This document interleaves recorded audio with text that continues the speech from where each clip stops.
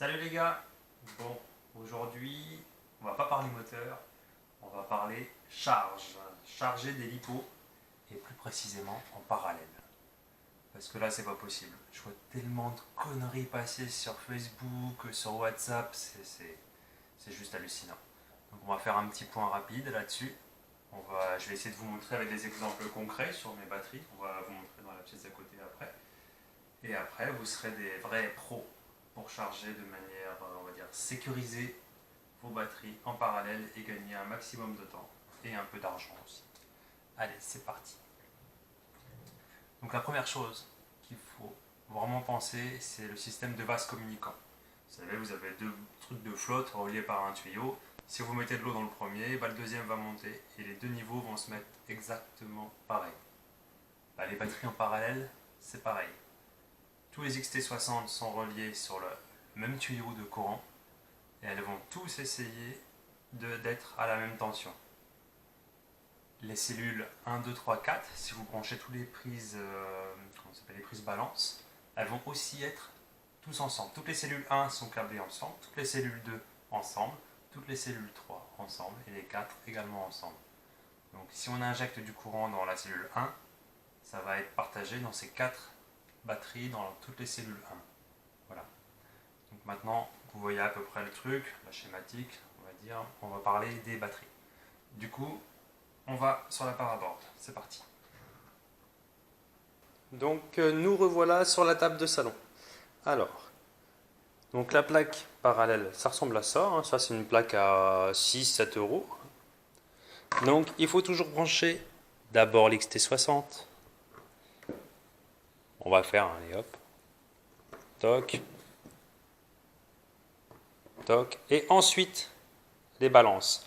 Je vous conseille d'avoir des câbles d'extension. C'est beaucoup plus facile que de venir galérer comme ça, à essayer de brancher. Vous verrez ça après quand on va les charger. Hop. Donc pourquoi les XT60? Oui, je ne vous ai pas dit. Imaginons que celle-ci soit très chargée et celle-ci pas assez. Quand je vais les brancher, celle-là va se transférer dans l'autre. Donc vous savez que les batteries, ça se charge à peu près en 5C. Donc celle-là va pouvoir se décharger, on va dire à 100C, ça va le faire. Par contre, celle-ci, elle va se prendre 100C dans la gueule, alors qu'elle ne peut pas être chargée à plus de 5. Donc celle-ci sera morte. Si jamais tu mets une 15 volts avec une 14,5 par exemple. Voilà. Donc comment on fait? On vient de voler. On a toutes nos batteries vides. On va les checker une à une. Donc on fait ça. 95%. 95%, je les mets en tas. 47%. 47%. Donc voilà, donc là je me dis, bon, il y a bien trop d'écart entre les deux. Par contre, ces deux-là, je vais pouvoir les charger ensemble. Et ces deux-là aussi. C'est ce qu'on va faire tout à l'heure. Moi, je vous conseille de regrouper par pourcentage. Donc je vous montre à quoi va ressembler vos batteries après une session de vol. Donc vous aurez en général des tas comme ça.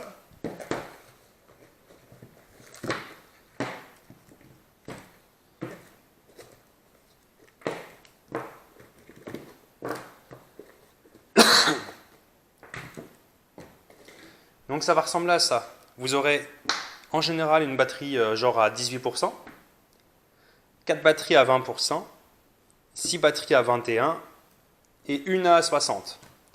Alors, celle-ci, c'est quand vous avez suivi vos potes en course et que vous avez oublié de suivre votre tension et que vous l'avez vidé bien trop fort, pris dans l'action. Et celle-ci, en général, c'est celle où on s'est craché dans le premier tour et qu'on l'a quand même changé pour repartir avec les copains, mais du coup, elle n'a pas beaucoup été déchargée. Donc ces deux-là, en mode solo, chacun dans leur coin, parce qu'elles ont bien trop d'écart avec les autres. Ça, du coup, il faudra les mettre sur une paraboard. Là, on va dire qu'il y a, j'avais dit combien? 20 et 21%. Donc, je mettrai ces 4-là dans un coin, ces 6-là dans l'autre paraboard. À combien on va charger avec le chargeur? Moi, je les charge à 2 ampères par lipo. Il y en a qui font 1,5. Donc, vous mettez en mode 4S, balance. Et là, 1, 2, 3, 4, ça fera 8 ampères pour moi. 1, 2, 3, 4, 5, 6, 6 fois 2, 12. Et 12 ampères pour ce tas-là. D'accord? Donc on va voir maintenant les chargeurs. C'est parti. Voilà, on se retrouve au niveau des chargeurs. Donc j'ai mes deux tas de lipo. Donc celle-ci, je savais qu'elles allaient ensemble, celle-ci aussi. Donc on y va. On branche d'abord les XT60 pour éviter les transferts électriques. Et ensuite on vient brancher, moi j'ai des petites rallonges, vous voyez, bien pratiques. Tac. Et tac. Sur le chargeur, vous pouvez sans doute pas lire, mais c'est écrit 3 volts 84 par cellule, 15 volts 35 au général. Je vais dans le menu, charger 4,1 ampères en mode balance. C'est parti. De ce côté-là, hop, hop, on prend des câbles balance. Pas se tromper, hein, sinon ça va faire des étincelles et les câbles balance, ça crame instantanément, ça se coupe net. Hein. Très chiant à changer. Donc là, elles sont à 4 volts 14 par cellule pour 16 volts 55 au général. Hop, je charge 4 ampères. C'est parti. Donc on voit sur celui-là que ça balance du 4 ampères. Hein. C'est parti. Pour les résistances internes, au fait, quand vous branchez plusieurs lipos, ça les divise par le nombre de lipos. Donc il ne faut pas trop les regarder. Hein. Là, il dit 2,9 milliohms par élément, 3,4. C'est pas très réaliste. D'ailleurs, vous allez voir que les CNHL, ça va être bien en dessous une fois que ce sera affiché. Donc voilà. Qu'est-ce qui se passe là? Ça charge par l'XT60 et ensuite ça termine par les fils balance, la cellule 1, 2, 3, 4. Et de cette manière, je vous promets que toutes les batteries vont être bien équilibrées. Bien sûr, il faut mettre des batteries qui ont à peu près la même vieillesse, à peu près la même résistance interne. Parce que s'il y en a une qui est tout pourrie, elle va charger mal, et celle qui est en bonne santé va se prendre plein de courant dans la gueule. Et elle va pas arrêter de charger, décharger, charger, décharger, ça va l'user très rapidement. Donc c'est bien d'avoir à peu près des lipos achetés en même temps, à peu près le même modèle. Moi c'est ce que je fais toujours, j'ai jamais eu de soucis. Donc là voilà, les résistances sont tombées, 2,8, 2, 1,7, 3. Hop, donc on revient dès que c'est chargé. A tout de suite. Pendant que ça a fini de charger, je voulais vous montrer un truc sympa. RC Battery Watcher, ça s'appelle. Vous créez votre liste de lipo. Et après, vous avez toutes vos batteries qui s'affichent. Avec le nombre de cycles. Donc la GNB, la Naner, elle a 37 cycles. La dernière fois que j'ai chargé, c'était le 26 juin. Vous voyez que toutes mes lipos, elles ont des chiffres en dessous. 22, 21, 19, 18.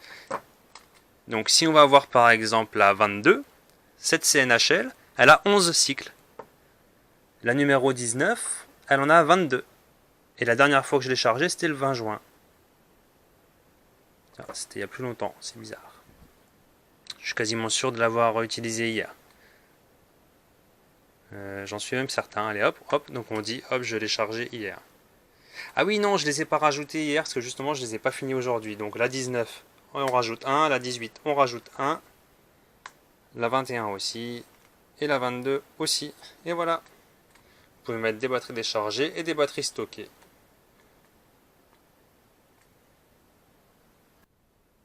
Je fais également une petite parenthèse sur les chargeurs ISDT. À noter que j'ai pas regardé la vidéo de Pablo, j'ai pas encore eu le temps. Donc ceux-là, ils ont le gros avantage, les Q6+, d'avoir 1 ampère de puissance par fil de balance. La plupart des chargeurs ont 300 mAh, voire 600 mAh grand max. Donc ça c'est très important pour les charges en parallèle, parce que ça va envoyer du courant sur chaque cellule plus ou moins fort. Donc il faut imaginer que quand vous en avez 6 de branchés, des batteries, ce courant il est divisé par 6. Donc pour faire l'équilibrage avec un chargeur de merde sur 6 batteries, c'est très très long. Vous pouvez vous retrouver avec facilement un quart d'heure ou 20 minutes de balance à la fin de la charge, où vous allez voir 0,3, 0, 0,6, 0. Donc là on voit qu'il balance du 0,6, 0,5, je sais pas où, mais ça va être bientôt terminé. Voilà, tiens, on en parle. Donc là il vérifie, quand c'est en vert, il refait un peu le point sur chaque cellule, parce que vous savez, une fois qu'on coupe le chargeur, ça a tendance à rebouger. Donc il dit ouais, bon, c'est pas mal.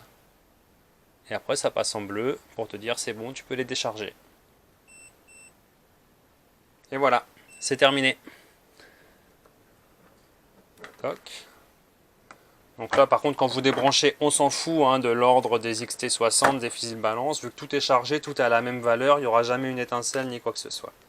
On peut aller vérifier la puissance de ces batteries, enfin l'équilibrage, pardon. Hop. Donc là, voilà, donc ça se calme. Donc il y a 3 millivolts d'écart entre la cellule la plus chargée et la moins chargée, donc 4205, 4201, 4202, 4206. C'est parfait. Donc ça va baisser un petit peu dans les secondes qui viennent. Là c'est écrit 1681, mais ça va baisser. Là il y a 2 milliwatts. 2 millivolts c'est encore mieux. 204, 202, 202, 204.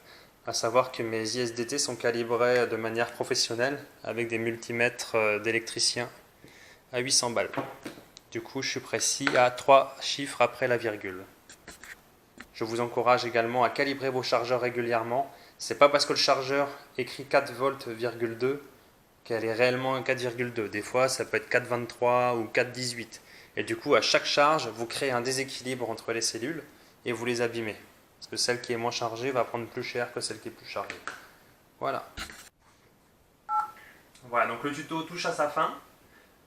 Pour résumer, on va dire des batteries à peu près de même état, de même capacité, et faire attention.